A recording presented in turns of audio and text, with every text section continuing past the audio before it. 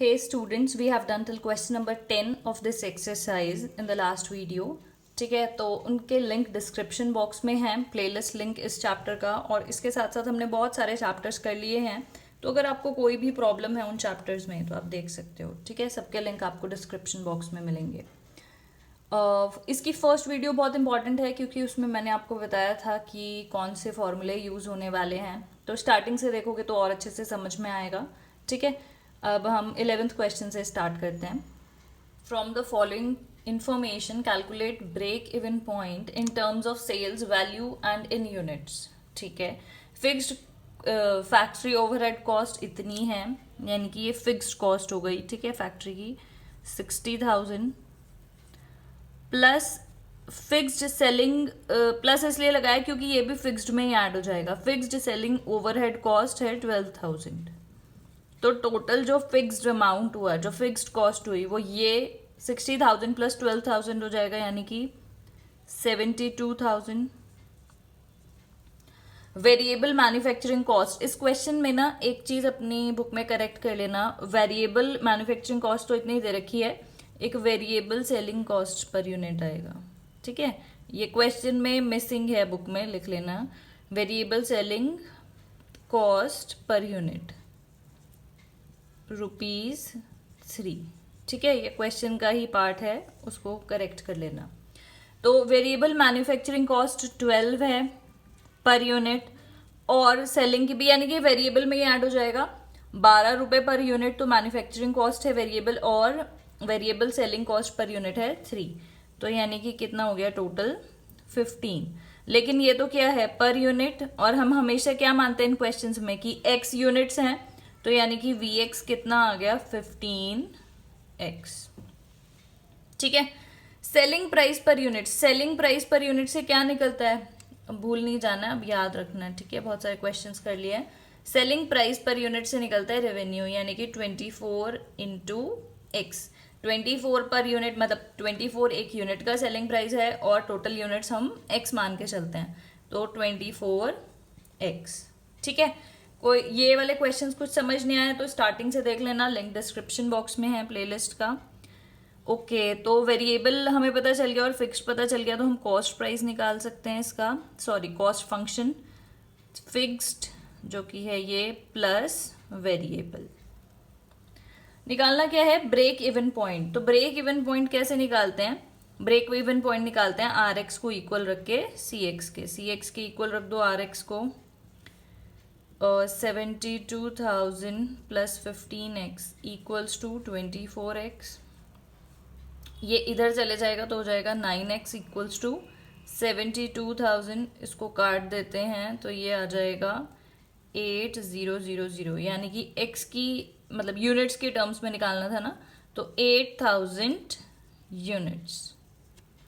ठीक है, लेकिन ये तो इन टर्म्स ऑफ यूनिट्स आया है. In terms of sales value कितना आ जाएगा, बहुत आसान है. यूनिट्स हमें पता चल गई, तो in terms of sales value कितना हो जाएगा, रेवेन्यू में डाल दो, मतलब 24x है, तो in terms of sales value कितना हो जाएगा 24 इंटू एक्स की वैल्यू कितनी आई है ये. तो क्वेश्चन में ना एमसीक्यू में याद रखना है, इन टर्म्स ऑफ यूनिट्स पूछ रहा है तो एक्स की value, in terms of sales value मतलब रेवेन्यू में ही एक्स की जगह पे आपने जो ये निकाला है यूनिट्स 8,000, इसको मल्टीप्लाई करके ये आ जाएगा इन टर्म्स ऑफ 192 आएगा. ठीक है, इन टर्म्स ऑफ 1,92,000 आ गया, in terms of sales value. ठीक है, नेक्स्ट देखते हैं. The daily cost of production C for x unit of an assembly is this. ये सी एक्स फंक्शन ही दे रखा है हमें डायरेक्ट. ये है function 12.5x plus 6400. If each unit is sold for 25, इसका मतलब क्या हुआ, सेलिंग प्राइस दे रखी है पर यूनिट की. तो फटाफट से इतने सारे क्वेश्चन कर चुके हो, आपको पता है आर एक्स क्या हो जाएगा 25x, क्योंकि वो क्या हो जाता है number of units into selling price पर यूनिट. तो if each unit is sold for ₹25, ये आ गया. Determine minimum number of unit that should be produced and sold to ensure no loss. कोई लॉस नहीं होना चाहिए, मिनिमम बताना है कितनी यूनिट्स होंगी. इसका मतलब क्या है, कोई लॉस ना हो और मिनिमम नंबर ऑफ यूनिट्स निकालनी है. इसका मतलब आपको प्रॉफिट को जस्ट जीरो ही रखना है, मतलब यानी कि वही इसका इनडायरेक्टली पूछा है, लेकिन इसका मतलब क्या है, ब्रेक इवन पॉइंट ही बताना है आपको। ठीक है, लिख लेना, मिनिमम नंबर ऑफ यूनिट्स पूछा है और बोला है कि कोई लॉस नहीं होना चाहिए, तो ब्रेक इवन पॉइंट। ठीक है, तो कम मिनिमम पूछा यानी कि कम से कम यूनिट्स बताओ जब लॉस ना हो, तो यानी कि जस्ट बस प्रॉफिट जीरो है ना, कोई लॉस भी नहीं है कोई प्रॉफिट भी नहीं है, तभी मिनिमम नंबर ऑफ यूनिट्स निकल सकती हैं। तो ठीक है, इतना ही ज्ञान मुझे आपको देना था, बाकी तो कैलकुलेशन है। ठीक है, इसको इधर लेके आओगे तो, अच्छा इसको मैं इधर लेके आती हूँ, तो 25 में से 12.5 गया तो 12.5 ही बचेगा ये, यानी कि x इक्वल्स टू 6400 अपॉन 12.5। ठीक है, इसको काट देते हैं हम 5 से, 1 2 8 0 0 और 2 5 फिर 6 0। ठीक है, 5 1 2, यानी कि x की वैल्यू कितनी आ गई, 512। इतनी यूनिट्स अगर प्रोड्यूस करते हैं और सेल करते हैं तो कोई लॉस नहीं होगा। सेकेंड पार्ट देखते हैं इसका, वेरी सिंपल। अगर selling price is reduce by 2.5, पहले कितना बोला हुआ था उसने, 25 था पहले, है ना, अभी लास्ट वाले पार्ट में। तो अगर ये 2.5 से कम हो जाता है, मतलब रिड्यूस हो जाता है, यानी कि 22.5 होता है सेलिंग प्राइस, तो रेवेन्यू फंक्शन हो जाएगा 22.5x और CX तो यही है। ठीक है, बस इतना ही करना था आपको। सेलिंग प्राइस अगर रिड्यूस हो गया 2.5 रुपये से पर यूनिट, तो रेवेन्यू फंक्शन कितना आ जाएगा, 25 माइनस 2.5, यानी कि ये what would be the break even point. तो कुछ भी नहीं करना है, RX को इक्वल रख दो CX के 22.5 इक्वल्स टू 12, ये है आपका 12.5x प्लस 6400। ये इधर जाके माइनस होगा तो यहाँ पे क्या आ जाएगा, 10x। 22.5 में से इसको माइनस करेंगे 10x और सीधे सीधे आ गया 640 यूनिट्स, ये आ गया break even point. Last part देखते हैं, if it is known that 500 units, अब यूनिट्स बता दिए हैं, यूनिट्स जिसको हम x से रिप्रेजेंट करते हैं वो बता दिया कि 500 है, should be sold daily what price per unit. और मतलब ये थोड़ा उल्टा क्वेश्चन है कि वैसे प्राइस पर यूनिट दिया होता है और x की वैल्यू फाइंड करनी होती है, लेकिन यहाँ पे प्राइस पर यूनिट पूछा है तो उसको प्राइस पर यूनिट को हम मान लेते हैं कुछ और आर मान लेते हैं प्राइस पर यूनिट को। Should be charge to guarantee no loss. ठीक है, तो ये व्हाट प्राइस पर यूनिट का मतलब है व्हाट सेलिंग प्राइस है, क्योंकि शुड बी चार्ज लिखा हुआ है ना। ठीक है, तो CX है आपका, देखो अब 500 बता दिया है कि 500 यूनिट्स बेच रहे हैं, तो 12.5 x की वैल्यू हम डाल देते हैं 500 प्लस 6400। ठीक है, x हमें पता चल गया यूनिट्स, तो यानी कि CX आ गया कि RX कितना हो जाएगा, वो क्या होता है, selling price per unit into x, यानी कि नंबर ऑफ यूनिट्स, तो सेलिंग प्राइस पर यूनिट हमने R मान लिया, ये है 500, तो यानी कि 500 into R। Break even point ही निकालना है ना, what should be to guarantee no loss, ना लॉस नहीं हो, इसके लिए बताओ कितना वो, तो यही करना है। RX को इक्वल रख दो CX के, और ये है 500 R equals to 12.5 into 500 plus 6400। Simple सी कैलकुलेशन है, कर देंगे। देखो पहले तो मेरे को ये जीरो बिल्कुल नहीं पसंद, इनको उड़ा देते हैं, जब हर टर्म में इक्वल जीरो हो तो उनको उड़ा देना चाहिए। ये आ गया, तो 5R इक्वल्स टू 12.5, ओह मैं ये दोबारा क्यों लिख रही हूँ, अपॉन 5 कर देती हूँ इसको, यहाँ से उठा के, ये आपको दिख नहीं रहा होगा ना, इसको मैं ऐसे लिख देती हूँ, ये अपॉन 5, इसको ऊपर से कैलकुलेट करके 62.5 प्लस 64 ये मल्टीप्लाई करके ये आएगा अपॉन 5, 126.5 अपॉन 5। ठीक है, और इसको डिवाइड करके आ जाएगा 25.3। This is the cost. ठीक है, मतलब ये आई है सेलिंग प्राइस पर यूनिट जो पूछा था, ध्यान से देख लेना, समझ के हो जाएगा। नेक्स्ट देखते हैं question number 13. Company decides to set up a small production plant for manufacturing electronic clocks. Total cost for initial setup as fixed cost is 9 lakh. ये फिक्स्ड कॉस्ट है, जिसको मैं एफ से रिप्रेजेंट कर देती हूँ. 9 लैक्स कितने होते हैं? 9 लैक्स, ये हो गए आपके 9 लैक्स. एडिशनल कॉस्ट यानी कि variable cost for each clock is 300. तो यानी कि वेरिएबल कॉस्ट कितना आ जाएगा? 300 इंटू एक्स. ठीक है. Each clock is sold at 750.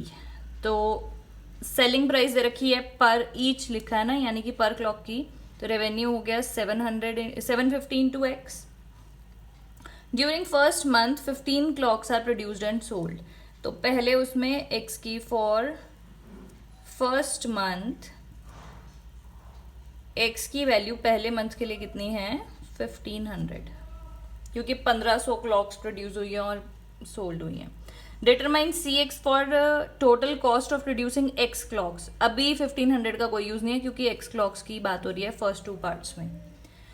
तो सी एक्स निकालना है, तो निकाल देंगे. इन दोनों को ऐड कर दो, आपका आ गया कॉस्ट फंक्शन, यानी कि 9 लैक्स प्लस 300x. ये हो गया फर्स्ट पार्ट का आंसर. और सेकेंड पार्ट यानी कि रेवेन्यू फंक्शन क्या हो जाएगा? टोटल रेवेन्यू फंक्शन ये लिखा, अच्छा ये लिखा हुआ है ये, हाँ ये हो गया सेकेंड पार्ट का आंसर. ठीक है.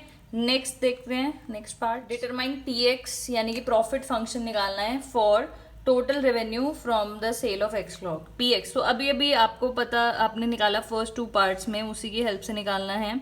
क्या हो जाता है? रेवेन्यू में से, ये अच्छे से याद कर लेना फॉर्मूले. ठीक है. ये निकालने के लिए 750x, इसमें से माइनस आप करोगे 9 लैक्स माइनस 300x. ठीक है. प्लस था ना, मतलब ब्रैकेट के अंदर ही x. तो ये कितना आ जाएगा? 450x minus 9 lakhs. ठीक है. नेक्स्ट देखते हैं. What profit or loss the company incurs during first month when 1500 clocks are sold. जब 1500 क्लॉक्स बिक गई तो बताओ प्रॉफिट होगा या लॉस? तो कोई दिक्कत नहीं है. जो हमने अभी पी एक्स निकाला थर्ड पार्ट में 450x माइनस 9 लैक्स, इसी में ही आपको क्या करना है? x की वैल्यू डालनी है 1500.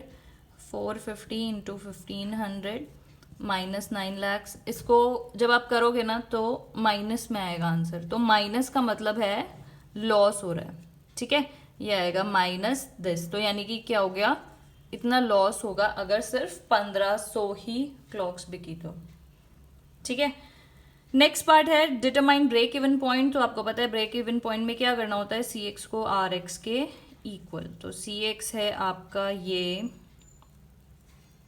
9 लैक्स और ये है 300, ये इक्वल्स टू 750x था. तो ये हो जाएगा इधर जाके 450x 9 लैक्स, 9 से काट देती हूँ 50, 1 2 3 4 5. ठीक है. 0 से 0 गया और 2000. तो यानी कि ब्रेक इवन पॉइंट क्या आ जाएगा? 2000 यूनिट्स. ठीक है. लास्ट क्वेश्चन देख लेते हैं एक्सरसाइज का, फिर एक्सरसाइज आपकी पूरी complete. The pricing of a company follows demand function dx. ठीक है. dx being price per unit. देखो इस क्वेश्चन में दे दिया, वरना याद रखना है, ये मैंने आपको पहले भी बताया फर्स्ट वीडियो में. जो डिमांड फंक्शन होता है वो वही होता है, प्राइस पर यूनिट. ठीक है. When x units are demanded.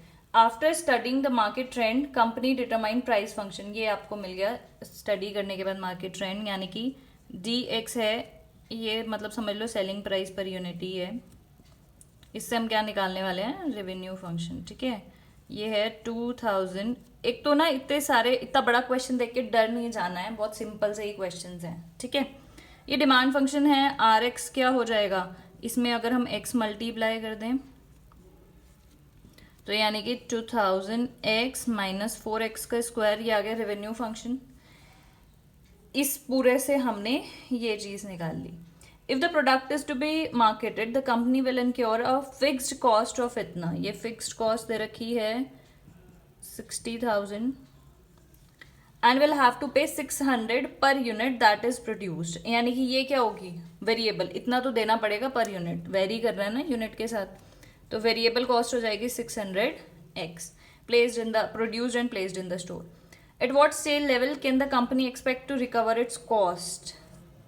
इसका मतलब इनडायरेक्टली वही पूछा है, ब्रेक इवन पॉइंट ही पूछा है कि at what sales level the company expect to recover its cost. इसका मतलब है RX को इक्वल रख दो कॉस्ट के, रिकवर इट्स फिक्स्ड कॉस्ट होता तो सिर्फ RX को इक्वल रखते फिक्स्ड के, या फिर RX को वेरिएबल के इक्वल रखते अगर आता रिकवर इट्स वेरिएबल कॉस्ट। लेकिन इसमें पूछे बोला है रिकवर इट्स कॉस्ट, तो आप इसको RX को इसके इक्वल रख दो, यानी कि इन शॉर्ट ये ऐसे पूछा है, लेकिन निकालना क्या है आपको, अब ब्रेक इवन पॉइंट ही निकालना है।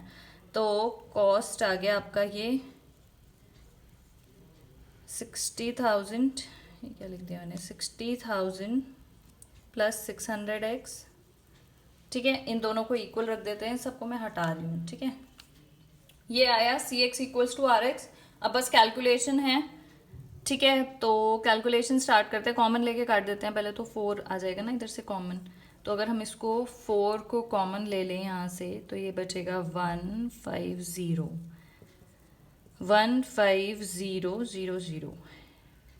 इक्वल्स टू, यहाँ से 4 अगर कॉमन लेंगे तो ये आ जाएगा, क्योंकि मैक्सिमम 4 ही काट सकते हैं ना, 500x माइनस x का स्क्वायर, ये कट गया। अब इसको सिंप्लीफाई करते हैं और इधर लेके आ जाते हैं, x square minus 500x minus 150x plus 15 ये इक्वल्स टू 0, माइनस ये तो प्लस में है ना, तो माइनस 350x प्लस ये फैक्टर्स बनाएंगे इसके, तो इजीली पता चल गया 3 5 15, यानी कि 300 और 50। बस क्वेश्चन सॉल्व होने वाला है। x कॉमन ले लिया, ये माइनस 50 कॉमन ले लिया, x माइनस 300, x माइनस 300 हो गया और x माइनस 50। तो दो ही वैल्यू, दोनों ही पॉजिटिव में आ रही है, 300 भी और 50 भी, तो दोनों ही आंसर होंगे, ठीक है। किसी एक को भी नेग्लेक्ट नहीं कर सकते, या तो 300 होगा या 50, दोनों ही करेक्ट आंसर्स हैं क्योंकि दोनों ही पॉजिटिव है, ठीक है। तो इस क्वेश्चन के साथ आपकी एक्सरसाइज कंप्लीट हो गई। बहुत जल्द नेक्स्ट एक्सरसाइज हम स्टार्ट करेंगे। क्वेश्चंस लेंथी हैं लेकिन बहुत सिंपल हैं, ठीक है। तो क्वेश्चन की लेंथ देख के नहीं घबरा जाना है कि कितना बड़ा सा क्वेश्चन है, बहुत सिंपल क्वेश्चंस हैं, okay. So that is it for this video. Thank you so much for watching.